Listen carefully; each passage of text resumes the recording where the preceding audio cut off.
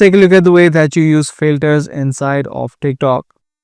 Whether you are trying to post a video or a picture, inside of TikTok you can apply different filters to change the color and the tone of it. So you can either do it while straight away recording through TikTok or either do it through a edited video or a picture. So tap on the plus icon on the bottom and then just select the video or the image that you're trying to upload. I'm just going to use a picture. You can also use a video if you want. Now once you're inside of this section, you can just tap on the arrow on the bottom and it's going to show you all of the names of each of these icons. You can see the option called filters right here, which are these three circles. You can tap on this option and then choose from different categories of filters that are available. Just tap on any of these filters and take a look at how they exactly look.